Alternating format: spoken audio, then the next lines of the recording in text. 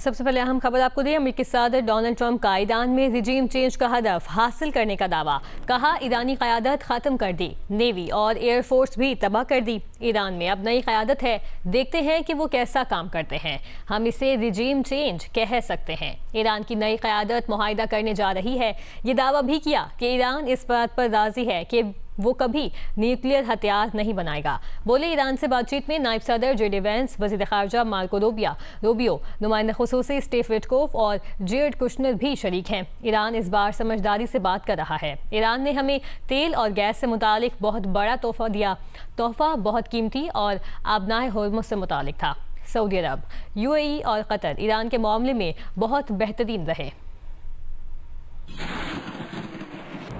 Remember, it all starts with they cannot have a nuclear weapon. Just, I said yesterday, they said, what are the top 10? I said, well, number 1, 2, and 3 is they can't have a nuclear weapon.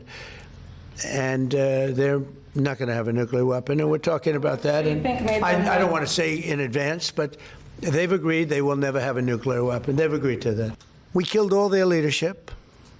And then they met to choose new leaders, and we killed all of them. And now we have a new group. And we can easily do that, but let's see how they turn out. We have really regime change. This is a change in the regime because the leaders are all very different than the ones that we started off with that created all those problems. So this was, I think we can say, Jason, this is regime change, right?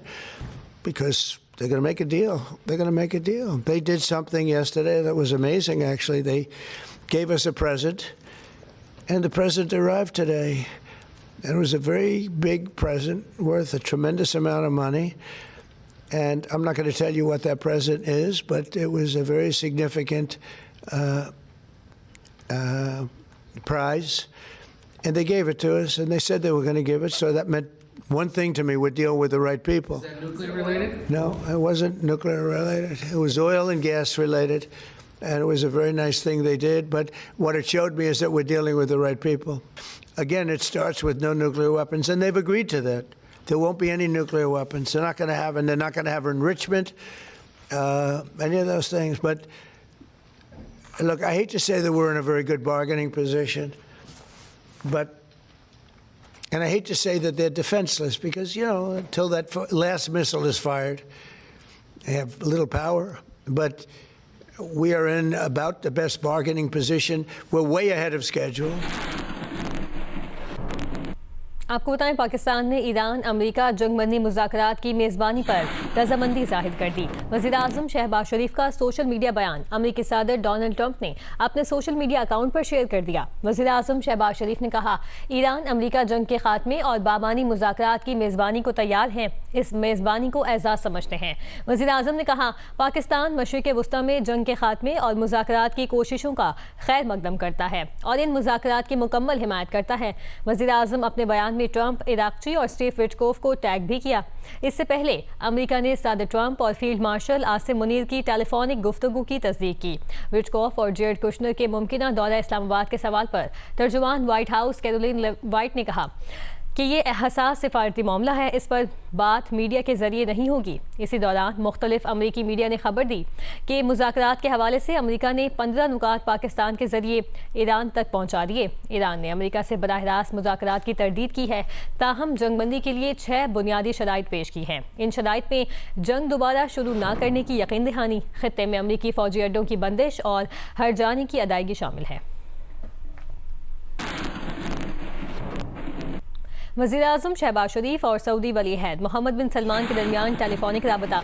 Saudi news agency के मुताबिक खित्ते की ताज़ा सूरत हाल और कशीदगी के असरात पर तबादला ख्याल किया गया। इलाकाई और आलमी अमन व इस्तेहकाम से मुतालिक उमूर और जारी सिफारती कोशिशों पर गुफ्तगू की गई। वज़ीर-ए-आज़म शहबाज शरीफ का सऊदी अरब की हिमायत का यादा, वज़ीर-ए-आज़म की सऊदी सलामती और खुद मुख्तारी पर हमलों की मजम्मत। कहा, हमेशा और मजबूती से सऊदी अरब के साथ खड़े रहेंगे।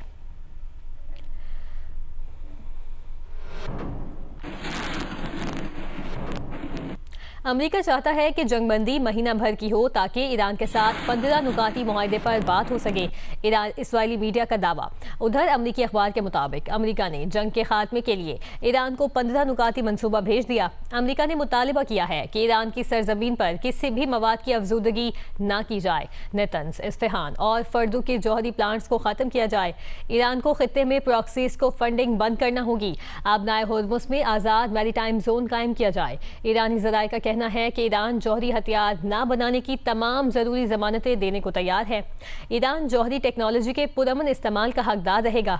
मुआहदे में ईरान पर आयद पाबंदियों का खात्मा लाजमी शामिल होना चाहिए।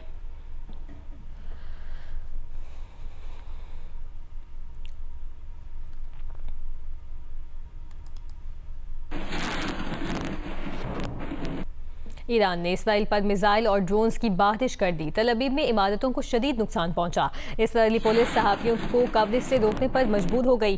पासदारान इनकलाब का कहना है कि मिसाइल और ड्रोन्स की इस 69वीं लहर में सहयूनी रिजीम की इंटेलिजेंस एजेंसियों को मकबूजा इलाकों में निशाना बनाया है, जिसमें खैबर शिकन, इमाद और सजील मिसाइल शामिल हैं, जिन्होंने शमाली और वस्ती तल अवीव में मेन अहदाफ को कामयाबी से निशाना बनाया। तल अवीव में इसराइली फ़ौज के कमर्शियल, लॉजिस्टिक और सपोर्ट मराकज़ भी हदफ बनाए गए। पासदारान का कहना है कि अमेरिका और इसराइल की जानिब से मीडिया कवरेज पर पाबंदी इस बात का इजहार है कि ईरान किस कदर इसराइल में तबाही मचा रहा है। ईरानी दारुल हुकूमत तेहरान में रिहायशी इलाके पर ताज़ा हमले। अमेरिका और इसराइल ने मंगल को बुशहर जौहरी पावर प्लांट पर हमले किए। ईरानी मीडिया के मुताबिक हमले से कोई तकनीकी या जानी नुकसान नहीं हुआ। IAEA का कहना है कि ईरान ने एटमी पावर प्लांट की हदूद में हमले का बताया है और ये कि कोई जानी नुकसान नहीं हुआ। प्लांट मामूल के मुताबिक काम कर रहा है। उधर तेहरान के जनूब मशरिक में वरमीन शहर में हमलों में शहीद अफराद की तादाद 12 हो गई, 28 जख्मी हुए।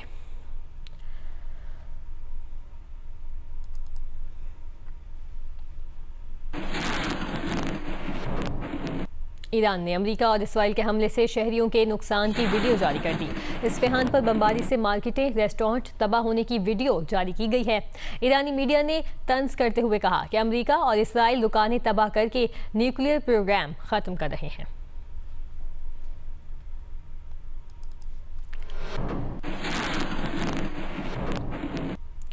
खबर दी, अमेरिका हज़ारों इजाफी फौजी मशरिक़ वस्ता भेज सकता है। खबर एजेंसी के मुताबिक पेंटागन 82वीं एयरबोर्न डिवीजन के हज़ारों एहलकारों को मशरिक़ वस्ता में तैनात कर सकता है। अमेरिकी हुकाम की जानिब से अमेरिकी फ़ौजियों की कब और कहाँ तैनाती होगी, इसकी वजाहत नहीं की गई।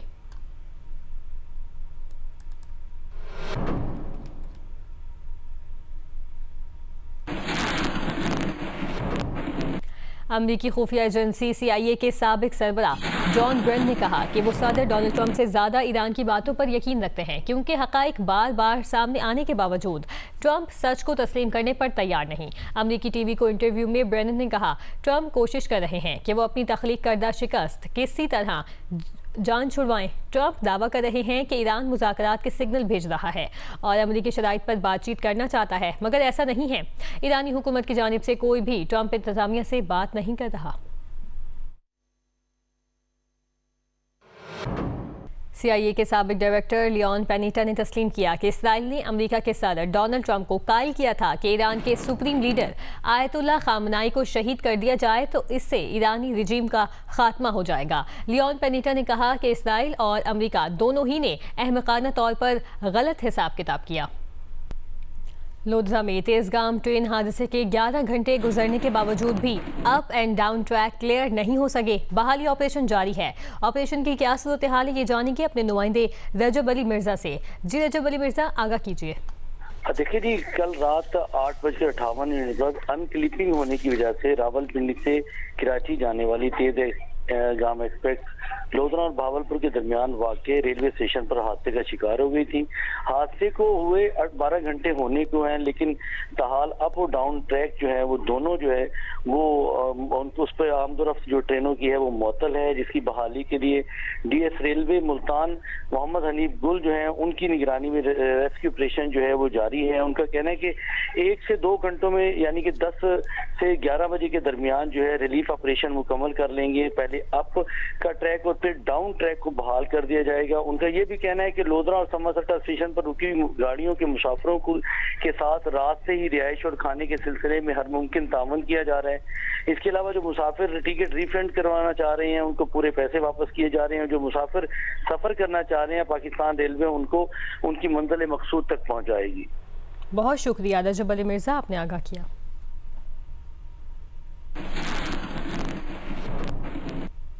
पेट्रोल की कीमतें बढ़ने से दिहाड़ीदार तबके की मुश्किलात में मजीद इजाफा हो गया है। सखर में रिक्शा ड्राइवर ने लोन लेकर रोजगार शुरू किया, मगर बढ़ते अखराजात के बायस बचत ना होने से घर का चूल्हा जलाना भी मुश्किल हो चुका है। देखते हैं यासिर फारूकी की रिपोर्ट। 6 बच्चों का बाप रिक्शा ड्राइवर हिजबुल्लाह भी पेट्रोल की बढ़ती कीमतों से शदीद परेशान है। लोन लेके रिक्शा खरीदा ताकि अपने बच्चों का पेट पाल सके, मगर अब पेट्रोल महंगा होने से योमिया कमाई से घर का खर्च निकालना और रिक्शे की किस्तें अदा करना मुश्किल हो चुका है। मैं 6 बच्चों का बाप हूँ। अभी मैं ये रक्षा लिया है, मैं अपने लोन के हिसाब से लिया है। गाड़ी के जो किस्तें हैं जो 6,000 रुपये हम देते हैं, बहुत मुश्किल हो गया है।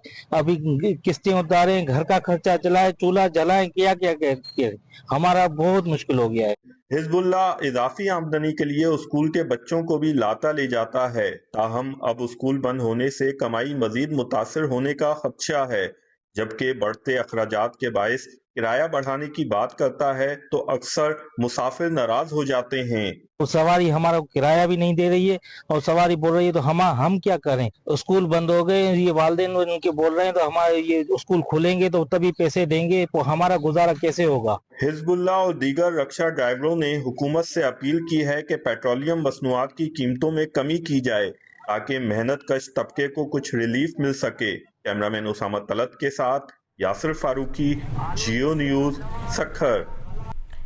सहराए थर में कालुंजर के पहाड़ों पर बहार के रंग बिखर गए। नारंगी रंग के नायाब केसू फूलों ने कदीम पहाड़ी सिलसिले के हुस्न को 4 चांद लगा दिए हैं। देखते हैं अब्दुल गनी की रिपोर्ट। जब बहार कारुंजर के सीने पर दस्तक देती है तो कुदरत अपना सबसे अनोखा रंग बिखेरती है। ये पालाश का दरख्त है जिसे मकामी जबान में केसू और पहाड़ का जेवर भी कहा जाता है। ये नायाब दरख्त पूरे थर में नहीं बल्कि सिर्फ कारुंजर के मखसूस पहाड़ी सिलसिले की पहचान है। थर के बासी इन फूलों को न सिर्फ रिवायती इलाज और तिब्बी मकासद के लिए इस्तेमाल करते हैं बल्कि खुशी की तकरीबात और होली जैसे त्योहारों में इनसे कुदरती रंग भी तैयार किया जाता है। इनकी शोख रंगत और मखमली पंखड़ियां नगर पार्कर के संगलाख पहाड़ों के इस हुस्न को वो जला बख्शती हैं कि देखने वाली आंख दंग रह जाए। हम चाहते हैं कि नगर पार्कर की जो एंट्रेंस है वहाँ से लेकर पूरे नगर पार्कर तक इस जो है वो दरख्त की शजरकारी की जाए, तो हम जो विंटर टूरिज्म के बाद जो बाहर के मौसम है, बाहर में हम यहाँ पर जो पूरी दुनिया से टूरिस्ट ला सकते हैं। कारुंजर की ढलवानों को रंगीन करने वाले इन दरख्तों की तादाद अब घटकर महज 11 के करीब रह गई है। यह मादूम होते दरख्त महकमा जंगलात की कारकर्दगी पर एक बड़ा सवालिया निशान है। कि हम इसे कलम के ज़रिए भी ग्रो करते हैं और हम इसके बीज के ज़रिए भी हम इसे ग्रो करते हैं। जो प्लांट्स हैं वो मुख्तलिफ इदारों के लिए और मकामी लोगों के लिए दस्तयाब हैं जो कि मज़ीद शजरकारी करने के लिए फॉरेस्ट की नर्सरी से ले सकते हैं। मकामी बाशिंदों का मुतालबा है कि अगर नगर पार्कर के दाखिली रास्तों और कारुंजर के पहाड़ी सयाहती मकामात पर इन दरख्तों की अगर मुनज़्ज़म शजरकारी की जाए तो हर बहार यहाँ के लिए मुआशी और सयाहती जश्न साबित हो सकती है। कैमरामैन सजावल बजीर के साथ अब्दुल गनी बजीर, जियो न्यूज़, जिला थर Parker.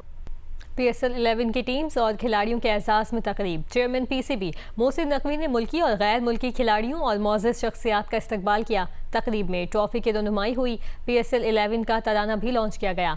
Chairman PCB Mohsin Naqvi ने कहा कि खित्ते की सूरत हाल पर कौमी मफादात के पेश नज़र PSL 11 को महदूद किया गया। पाकिस्तान क्रिकेट बोर्ड के चेयरमैन मोहसिन नकवी की जानिब से गुज़िश्ता शब PSL 11 की टीमों और खिलाड़ियों के एजाज में तकरीब सजाई गई। मोहसिन नकवी ने आने वाले मुल्की और गैर मुल्की खिलाड़ियों और मोअज़्ज़िज़ शख्सियात का इस्तकबाल किया।